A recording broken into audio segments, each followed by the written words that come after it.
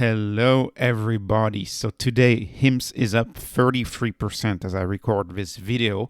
And it's up, why? Because the CEO finally the statement, the company released the statement that GLP-1 drugs are coming. They are being launched today. They're actually on the website already. And of course, that press release made the stock shoot up a grand total of 33% as of right now, 33%. And I'm obviously very happy about that because I had bought some leaps on HIMS, some $12 leaps when the stock was trading right at around $12. I typically buy my leaps at the money whenever I do that. So I'm way up on those at 33% just on the day for the stock. So the leaps are way up, much more up than this.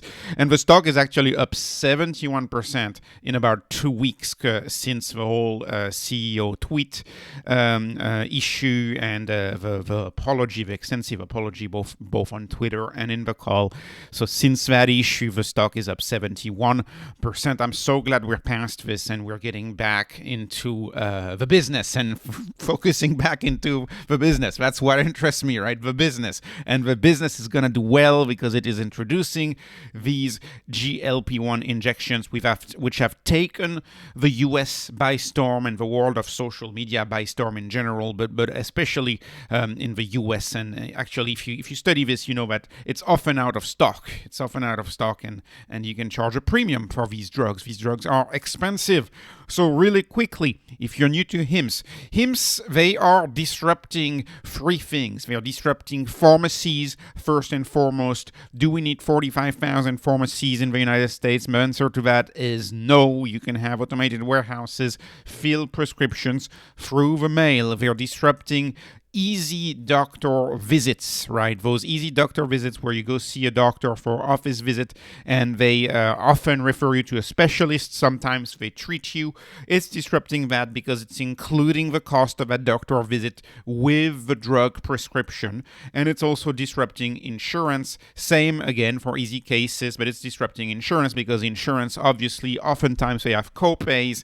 And when you're dealing with something very simple, very inexpensive, because it's a 21st century company, it's a tech company, oftentimes you get a product that is cheaper than your copay. So HIMS is the digital pharmacy, the digital doctor without the insurance. That's how I summarize the company. This is a healthcare company, not a sick care company. They focus on treating issues, minor issues, before they get worse.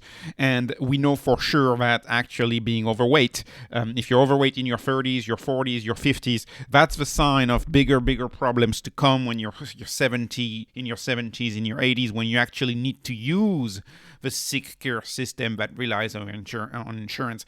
HIMS deals with diseases early, which is the ethical way to deal with healthcare, in my view. The ethical way to deal with healthcare is to make sure that people get their BMI under 30, throughout their life, so that they don't end up having big complications in their 60s from that overweightedness. I think it's the ethical way to go, and that's what HIMS is doing.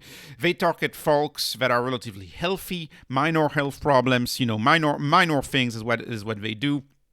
And when you have a minor health problem, let's say you have ED, or let's say your BMI is a 32 or a 33, it's tough for you to justify jumping through the hoops of traditional healthcare. Jumping through the hoops, that means the hoops of finding a primary care provider, then the hoops of being referred to a specialist, having to wait. We live in a culture where having to wait is really, really not part of the culture. People want Amazon, right? People want same-day shipping or 2-day shipping. We live in a century, in an era where people are willing to pay more to have the product or delivered to them within 48 hours, or to have their issues dealt with within just a few days. So HIMS is really solving that by applying the digital doctor, the digital visit recipe, and really, really making it a winning recipe where you don't have to wait more than 48 hours, in many cases more than 24 hours, to see a provider. That's another big difference between HIMS and traditional healthcare. HIMS, because it doesn't jump through the hoops of insurance reimbursement, it's able to go much faster. I actually consider, and when you start studying this company, you say, oh, that's actually a bad thing that they don't accept insurance. I consider the fact that they don't accept insurance to be an essential part of the business, and it's even a competitive advantage. And I was looking at the competition of HIMSS right now. Many of the competitors of HIMSS accept insurance and use insurance, and so you have to add a whole bunch of uncertainty related to insurance, and it's very tough to even find clear pricing. And in the 21st century, traditional healthcare, when you don't have clear pricing, when you don't know exactly when you're going to get treated because you got to wait to see a specialist, these are no-goes. These are not customer-centric. These are not Amazon-style ways of doing business. This is a no-go when you don't have a clear pricing and when you don't know whether you're going to be able to see a specialist within, say, a 3-month period. So HIMSS is solving that, and it's able to move very fast. And it's able to move fast, I consider, mostly because it doesn't accept insurance, which insurance is not transparent. It's very tough to know. And again, when you look at the website, this is their website today. I mean, look at how clear this is. I mean, this is just the clearest website ever. I mean, go on bluecrossblueshield.com. Try to type, you got to type a code to figure out whether it's reimbursed or not. And you got to know the code, and you have to log into dozens of different websites that are dependent on your insurance from your employer. I mean, this is not even funny. This is not even... this is not even comparable how easy it is compared to traditional healthcare. HIMSS is so easy. You go on the website, you think you may have a problem, you click, right? You go for a questionnaire. Then you have an online visit. You can see they've done a lot of online visits, 6 million online visits and counting. They have a little more than 1 million customers. What does that tell you? That tells you that this is a company that is not prescribing the drugs to just whoever wants the drug. This is a company that has you in front of a specialist that decides whether you actually qualify for the drug or not. If you start telling them that you have a great BMI and that you're super healthy, HIMSS is not going to prescribe to you semaglutide, right? They're not going to prescribe to you, say, their ED drugs if you start telling them that you're a healthy 22-year-old with no issue whatsoever. They're not going to do that, right? So it's clear pricing. You get free shipping. You get discreet packaging, right? Which is first principles thinking, right? In the US, CVS, Walgreens is drive-through pharmacy. You yell out your last name. Is it a good idea to yell out your last name at the drive-through when you pick up a prescription when you're probably breaking a whole bunch of rules? No, discreet packaging, direct delivery in a federally protected USPS mailbox, in my view, is the way to go, and no insurance required. This is so clear.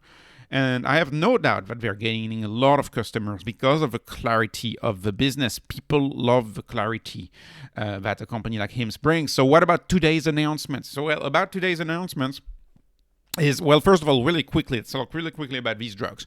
So these drugs, secondarily, they regulate insulin, but one of the first, and when you regulate insulin, that has a bunch of, good health outcomes from having well-regulated insulin. That's why these drugs were originally diabetes drug, but the chief advantage of these drugs, what they do, is that they make you feel full. They make you less hungry. If you feel full all the time, you're going to eat less and you're going to lose weight. And it's actually effective. You get in the double-digit weight loss usually. Right? 10, 15%, sometimes even 5 or 9 or 8% if you're less heavy. But it all depends on you, right? But they're kind of taking the world by storm, and there's been lots of celebrities taking them.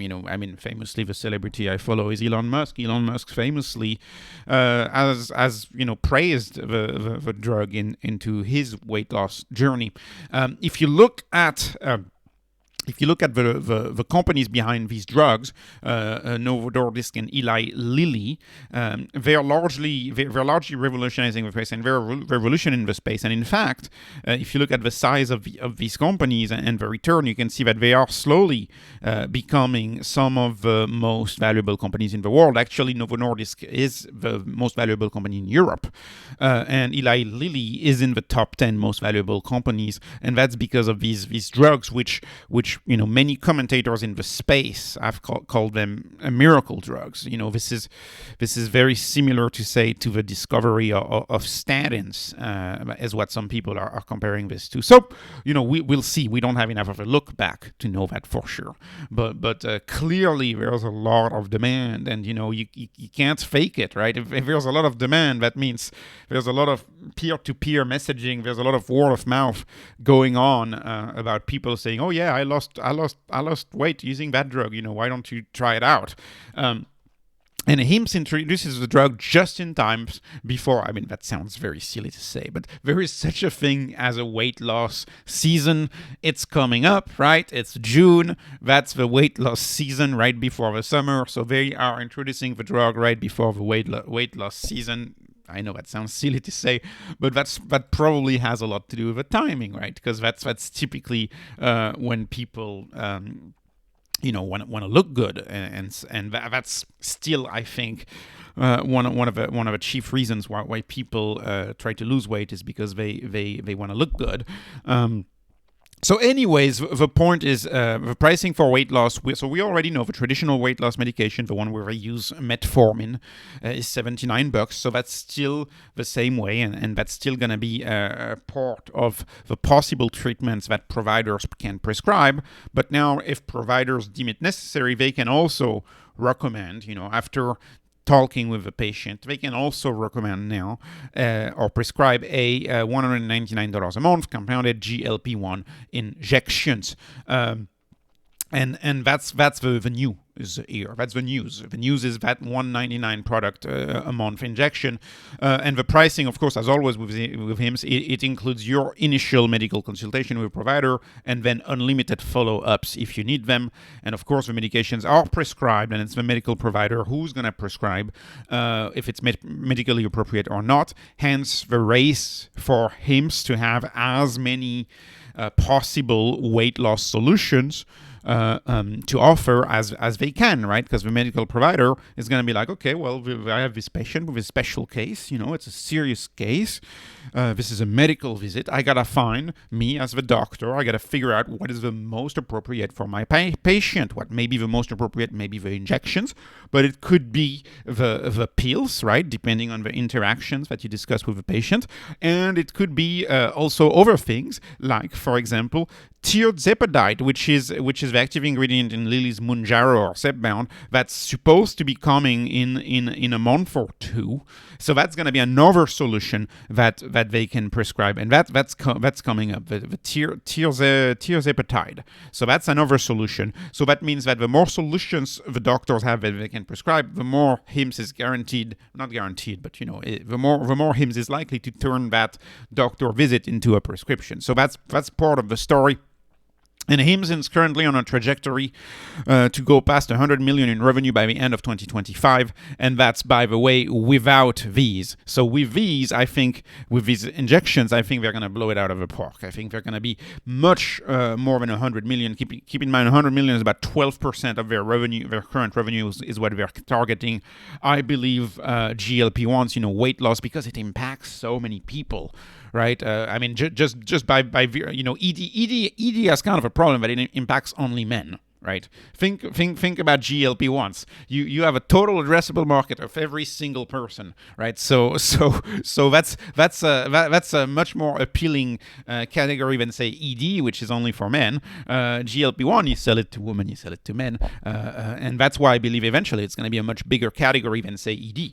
Much bigger category for them. And so that's very good. And so is anxiety, which was their other big business. That's going to be large in the future. So moving on, discussing just a little more about the semaglutide injection that they announced today.